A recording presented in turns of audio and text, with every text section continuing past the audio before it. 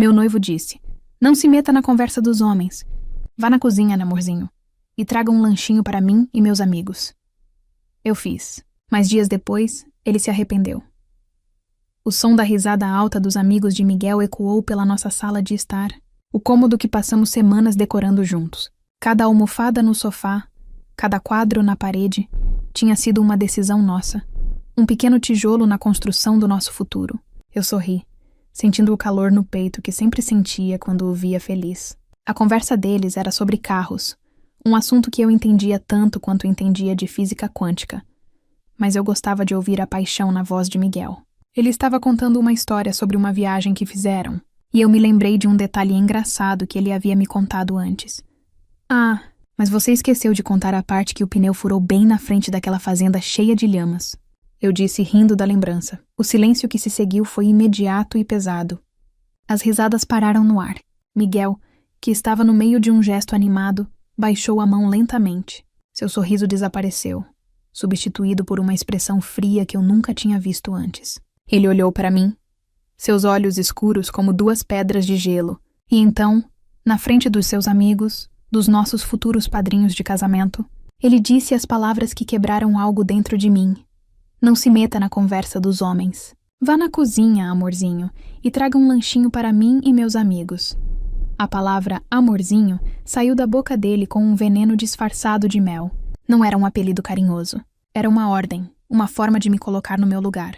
Senti meu rosto queimar. Uma onda de humilhação tão intensa que precisei me segurar na poltrona para não cair.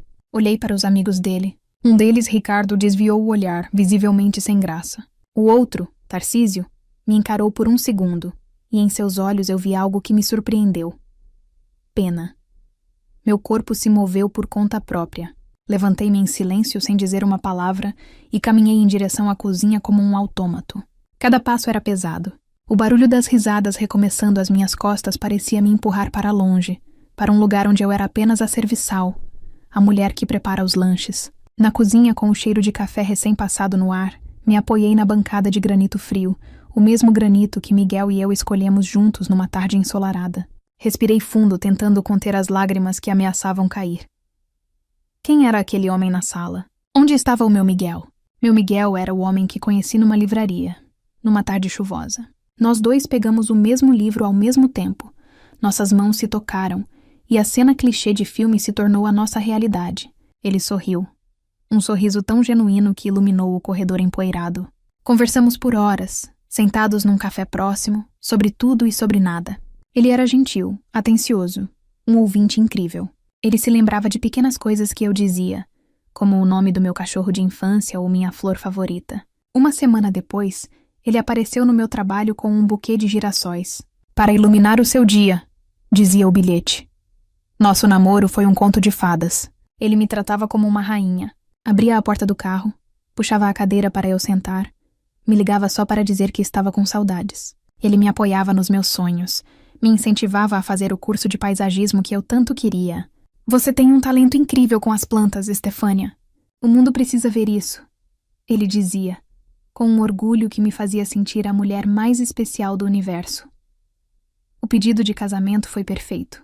Num piquenique no parque, com o pôr do sol pintando o céu de laranja e rosa, ele se ajoelhou e me ofereceu um anel lindo, dizendo que eu era a única mulher com quem ele conseguia se imaginar passando o resto da vida. Eu chorei de felicidade. Minha família o adorava. Meus amigos o achavam o homem ideal. Eu tinha ganhado na loteria do amor. O homem perfeito era meu. Mas agora, olhando para a tábua de queijos e salames na minha frente, eu não conseguia mais ver aquele homem. Onde ele tinha se escondido? A máscara, como eu perceberia mais tarde, começou a cair sutilmente nas semanas que antecederam o casamento. Pequenas coisas. Uma crítica à roupa que eu escolhia para sair. Um jeito impaciente de falar quando eu demorava para me arrumar. Uma vez, ele disse que minha opinião sobre finanças era bonitinha, mas ingênua. Na hora, eu ignorei. Achei que era o estresse dos preparativos, a pressão de organizar uma festa para 200 pessoas. Eu dava desculpas para ele, para mim mesma. Mas o que aconteceu na sala não foi estresse. Foi humilhação. Foi uma demonstração de poder. Ele não me via mais como sua parceira, sua igual. Ele me via como alguém inferior, alguém que deveria servir e ficar em silêncio. Com as mãos tremendo, montei o lanche. Coloquei tudo numa bandeja bonita, a mesma que minha avó me deu de presente de casamento adiantado. Respirei fundo mais uma vez, tentando recompor a minha dignidade. Eu faria o que ele pediu. Eu levaria o lanche, mas enquanto eu caminhava de volta para a sala, com um sorriso forçado no rosto, uma semente de revolta começou a brotar no meu coração. Ele se arrependeria. Ah, se ele se arrependeria. Ele não tinha ideia da mulher que ele tinha acabado de despertar. Eu entrei na sala com a bandeja nas mãos e um sorriso que não alcançava meus olhos. Coloquei os petiscos na mesinha de centro e me afastei, esperando que Miguel dissesse algo, qualquer coisa. Um obrigado, talvez. Mas ele apenas pegou um pedaço de queijo, enfiou na boca e continuou a sua história como se eu fosse uma garçonete invisível. O amigo dele, Ricardo, murmurou um obrigado, Estefânia, com o rosto vermelho de vergonha. Tarcísio, o outro amigo, me deu um breve olhar que era uma mistura de desculpa e preocupação. Aquele olhar foi a única coisa que me impediu de derrubar a bandeja no chão. Fiquei ali, em pé, por um momento, sentindo-me uma estranha na minha própria casa. A conversa voltou a fluir, animada, mas eu já não fazia parte dela. Eu era um objeto de decoração, uma facilitadora. A mulher que antes era o centro do universo de Miguel, agora era um satélite esquecido, girando em silêncio numa órbita distante. Voltei para a cozinha e comecei a lavar a pouca louça que estava na pia. Apenas para ter algo para fazer, para não ter que ouvir a risada dele soando como um insulto. Quando os amigos finalmente foram embora, horas depois, eu esperei. Esperei que ele viesse até mim, me abraçasse e pedisse desculpas. Esperei que ele dissesse que estava estressado, que falou sem pensar. O Miguel por quem me apaixonei faria isso, mas aquele homem que entrou na cozinha não era ele. Ele abriu a geladeira, pegou uma garrafa de água e se virou para sair. Miguel? Chamei. Minha voz um pouco trêmula, ele parou na porta. Sim, nós podemos conversar sobre o que aconteceu na sala? Ele suspirou, um suspiro longo e cansado, como se eu estivesse trazendo um problema insignificante. O que tem para conversar, Estefânia? Eu estava com meus amigos, conversando. Você interrompeu. Eu só pedi para você nos trazer algo para comer. Qual o problema nisso? O problema foi o jeito que você falou. Não se meta na conversa dos homens. Você me humilhou na frente deles, Miguel. Ele deu uma risadinha sem humor. Ah, não exagera. Você está muito sensível. Era só uma brincadeira. Eles nem ligaram. Mas eu liguei, eu disse, minha voz subindo um pouco. Eu me senti mal. Você nunca falou assim comigo. As coisas mudam. Nós vamos nos casar. Vamos ter uma vida juntos. Você precisa ser um pouco mais forte, amorzinho. Ele disse, usando aquele apelido novamente, e soou como um tapa. Não dá para fazer um drama por qualquer coisinha. Ele se aproximou. Me deu um beijo rápido na testa. Um beijo frio, sem sentimento. E saiu da cozinha, deixando-me sozinha com o coração partido e uma raiva crescente. Aquela noite foi o começo do fim. O drama por qualquer coisinha se tornou o padrão. Miguel começou a me tratar não como sua noiva, mas como uma funcionária que estava constantemente em período de avaliação e falhando em todas as tarefas. E ele fazia questão de me corrigir em público. Estávamos escolhendo os arranjos de flores para a cerimônia. Eu sempre sonhei com gérberas coloridas, alegres. Mostrei a foto para a decoradora e para Miguel, animada. Ele olhou para a foto com uma cara de desprezo. Gérberas. Isso é tão... simplesinho. Coisa de festa de criança. Não.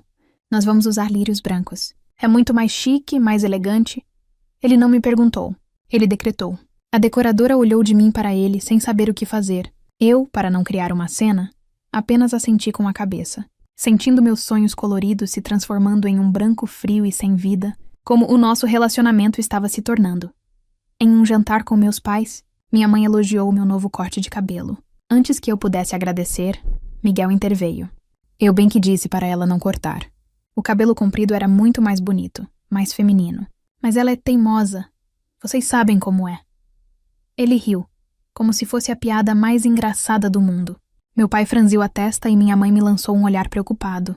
Eu sorri, um sorriso falso, e mudei de assunto, mas por dentro eu estava gritando. Ele não tinha o direito de minar minha autoestima daquele jeito, de me diminuir na frente da minha própria família. A situação piorou. Ele começou a controlar minhas roupas. Você vai sair com essa saia? Está um pouco curta, não acha? Melhor colocar uma calça. Ou, de novo essa blusa? Parece que você não tem outra roupa. Ele falava isso num tom de quem está dando um conselho, um cuidado. mas era controle puro. Eu me sentia sufocada, como se estivesse perdendo pedaços de mim mesma a cada dia. A Estefânia alegre, que usava roupas coloridas e ria alto, estava desaparecendo, dando lugar a uma mulher insegura, que media cada palavra e cada gesto com medo da desaprovação dele. Eu não podia permitir que isso continuasse. O amor que eu sentia estava morrendo, envenenado por cada palavra dele, cada olhar de desdém. Uma noite eu estava no nosso quarto, olhando o vestido de noiva pendurado na porta. Era lindo, exatamente como eu sonhei, mas ao olhar para ele não senti alegria, senti pânico. Eu me imaginei andando até o altar, em direção àquele homem que se tornara um estranho, prometendo amá-lo e respeitá-lo para o resto da vida. Respeitá-lo? Como eu poderia respeitar alguém que não me respeitava em nada? As lágrimas que eu segurei por semanas finalmente vieram, silenciosas e amargas. Eu chorei pela mulher que eu era, pelo amor que eu pensei ter encontrado, e pelo futuro que estava sendo roubado de mim. Mas no meio daquela dor, uma clareza surgiu. Eu não ia me casar com ele. Eu não ia me anular por ninguém. O casamento estava a poucos dias de distância. Tudo estava pago. As famílias estavam ansiosas. Mas nada disso importava mais do que a minha própria paz, a minha própria dignidade. Aquela semente de revolta que brotou na noite do lanchinho, agora era uma árvore forte e decidida. Eu não sabia como, mas eu ia sair daquela situação. E Miguel, o homem que pensava ter me domado, iria aprender uma lição que jamais esqueceria. A decisão de cancelar o casamento era a única certeza que eu tinha num mar de confusão. Mas como fazer isso? Faltavam apenas 3 dias. Nossos pais tinham investido dinheiro e sonhos. Os convidados já tinham comprado presentes. A vergonha me paralisava. Eu precisava de um plano, uma forma de sair daquilo sem parecer a noiva louca que foge do altar. Passei o dia seguinte andando pela casa como um fantasma, enquanto Miguel, alheio à tempestade dentro de mim, assobiava e falava animadamente ao telefone com os padrinhos sobre a despedida de solteiro. Foi então que meu celular vibrou. Uma mensagem de um número que eu não conhecia. Estefânia, aqui é o Tarcísio, amigo do Miguel. Podemos conversar? É importante. Prometo que não tomo seu tempo. Meu coração gelou. Tarcísio. O amigo que me olhou com pena naquela noite fatídica. O que ele poderia querer? Hesitei por um momento, mas a curiosidade e um pingo de desespero me fizeram responder. Sim, onde? Marcamos de nos encontrar em uma cafeteria discreta, longe do nosso bairro. Cheguei primeiro. Escolhi uma mesa no canto e pedi um chá de camomila, tentando acalmar os nervos. Quando ele chegou, seu rosto estava tenso. Ele se sentou na minha frente e foi direto ao ponto. Olha, Estefânia, eu sei que isso é estranho, e talvez eu não devesse me meter. Ele começou, a voz baixa. Mas eu não consigo ficar quieto. O jeito que o Miguel te tratou na sua casa outro dia não foi a primeira vez que eu vi ele fazer algo assim. Eu o encarei, em silêncio, convidando-o a continuar. Eu sou amigo do Miguel desde a infância, ele disse, mexendo no sachê de açúcar sobre a mesa. Ele é um cara legal em muitos aspectos, mas quando se trata de relacionamentos, ele se transforma. Eu vi isso acontecer com a Cláudia, a ex-namorada dele, e com a Juliana, antes dela. Ele começa como o príncipe encantado, o homem perfeito. Mas aos poucos ele vai minando a pessoa. Começa com brincadeiras, críticas disfarçadas de cuidado, até que a mulher não se reconhece mais. Cada palavra dele era uma faca que cortava o véu da negação que eu ainda tinha. Então não era eu, não era o estresse do casamento. Era ele. Era um padrão. Ele nunca me falou de outras namoradas sérias, eu disse, a voz quase um sussurro. Tarcísio sorriu, um sorriso triste. Claro que não, porque nenhuma delas durou o suficiente para se tornar realmente séria. Ele as afastava. Nenhuma delas aguentou essa pressão, esse controle. Elas terminavam antes que as coisas ficassem piores. Sabe, Estefânia? Ele fez uma pausa e me olhou nos olhos. Você foi a que chegou mais perto. A única que ele realmente pediu em casamento. Eu acho que no fundo ele te ama de verdade, mas o jeito dele de amar é doentio. É sobre posse, não parceria. E eu não podia, em sã consciência, ver você entrar nessa sem te dizer nada. Você me parece uma pessoa incrível e não merece isso. Ouvir aquilo de outra pessoa, de um amigo dele, foi a validação que eu precisava. Não era coisa da minha cabeça. Eu não estava sendo sensível demais. A minha intuição estava certa. Senti um alívio tão grande que as lágrimas brotaram nos meus olhos, mas não eram lágrimas de tristeza. Eram de libertação. Obrigada, Tarcísio. Eu disse, minha voz embargada pela emoção. Você não tem ideia do quanto isso significa para mim. Eu já tinha decidido que não vou me casar. Ele assentiu, parecendo aliviado também. Eu imaginei. E se precisar de qualquer coisa, qualquer ajuda para sair dessa, pode contar comigo. De verdade. Conversamos por mais 1 hora. Ele me contou mais sobre Miguel, sobre a dinâmica familiar complicada que talvez explicasse parte do comportamento dele, mas sem nunca justificar. E eu, pela primeira vez em meses, me senti à vontade para falar sobre como eu estava me sentindo, sobre a mulher que eu estava deixando de ser. Tarcísio era um ouvinte atento, paciente. Ele não me julgou, não me interrompeu. Ele apenas ouviu, com uma empatia que há muito tempo eu não recebia de Miguel. Quando nos despedimos, eu me sentia outra pessoa. A Estefânia frágil e assustada daquela manhã tinha dado lugar a uma mulher com um propósito. Fui para casa com o plano todo formado na minha cabeça. Não seria uma fuga silenciosa. Seria uma declaração. Naquela noite, Miguel chegou em casa tarde, animado com a despedida de solteiro que aconteceria no dia seguinte. Ele me encontrou na sala, sentada no sofá, rodeada de malas. Ué, amorzinho, vai viajar? Ele perguntou, o sorriso morrendo aos poucos ao ver a minha expressão séria. Eu vou, respondi, a voz firme como aço. Mas não vou voltar. O quê? Que brincadeira é essa, Estefânia? O casamento é em 2 dias. Não vai ter casamento, Miguel. Ele ficou pálido. Como assim não vai ter casamento? Você ficou louca? E os convidados? E o dinheiro que gastamos? Você deveria ter pensado nisso antes de tentar me transformar na sua empregada particular. Eu disse, levantando-me e o encarando. Antes de me diminuir na frente dos seus amigos, da minha família, da decoradora, do mundo. Eu não sou sua posse. Eu sou uma pessoa. E essa pessoa aqui não vai passar o resto da vida sendo humilhada por você. Ele ficou sem palavras, a boca aberta, chocado. Pela primeira vez ele estava me vendo. Não a amorzinho, não a noiva dócil, mas a Estefânia. Eu já liguei para os meus pais. Continuei. Eles estão vindo me buscar. Amanhã nós vamos ligar para todos os convidados e para os fornecedores. Vamos dizer que o casamento foi cancelado por motivos pessoais. Você não pode fazer isso comigo. Ele finalmente conseguiu dizer, a voz misturando pânico e raiva. Eu não estou fazendo isso com você. Estou fazendo isso por mim, corrigi.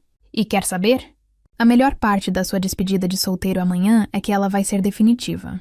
Aproveite a sua vida de solteiro, Miguel. Parece que você é muito melhor nisso do que em ser um parceiro. Peguei minha bolsa e caminhei em direção à porta. Ele ficou parado no meio da sala, completamente atordoado. A máscara do homem perfeito não só tinha caído, como tinha se quebrado em 1000 pedaços no chão.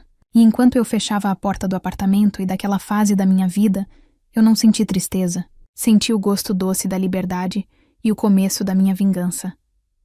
Uma vingança que não era sobre destruir a vida dele, mas sim sobre construir a minha, longe da sua sombra. E, curiosamente, o primeiro tijolo dessa nova construção tinha sido colocado por um dos seus melhores amigos. Os dias que se seguiram à minha partida foram um furacão de telefonemas e mensagens. Cancelar um casamento a 2 dias da data é como tentar parar um trem em movimento com as próprias mãos. Havia a decepção dos parentes, a curiosidade dos amigos e a burocracia com os fornecedores. Mas, para a minha surpresa, a maior parte das pessoas foi incrivelmente compreensiva. Meus pais, depois do choque inicial, me abraçaram e disseram que a minha felicidade era a única coisa que importava.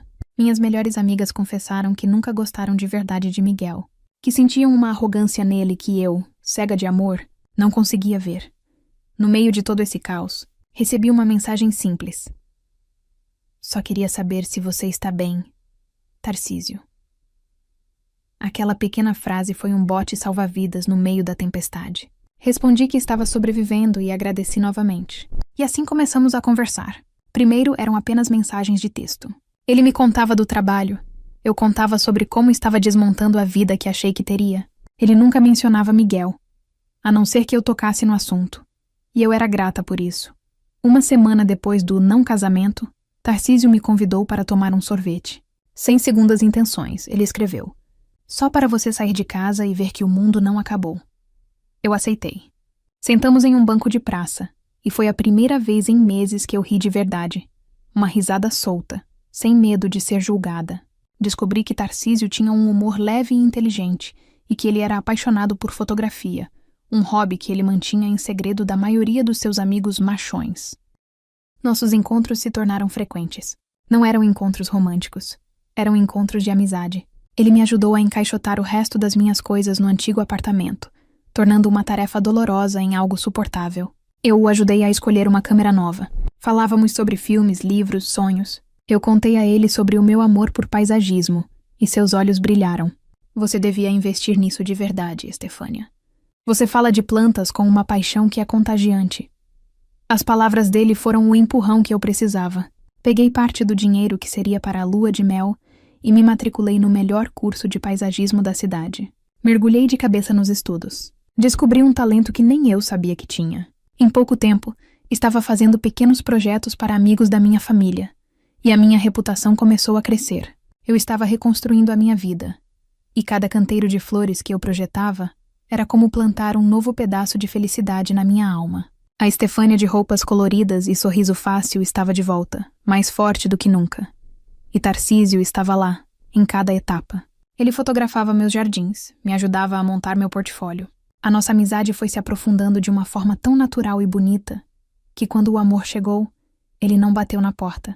Simplesmente entrou e se sentiu em casa. Foi numa tarde chuvosa. Estávamos os dois na varanda da casa dos meus pais, sujos de terra depois de um dia plantando. Começamos a rir de uma piada boba, e no meio da risada, nossos olhares se cruzaram. O riso morreu e deu lugar a um silêncio carregado de tudo o que não tínhamos dito. E então ele se inclinou e me beijou. Foi um beijo calmo, terno, que parecia dizer: eu estive aqui o tempo todo. O namoro com Tarcísio era o oposto do meu relacionamento com Miguel.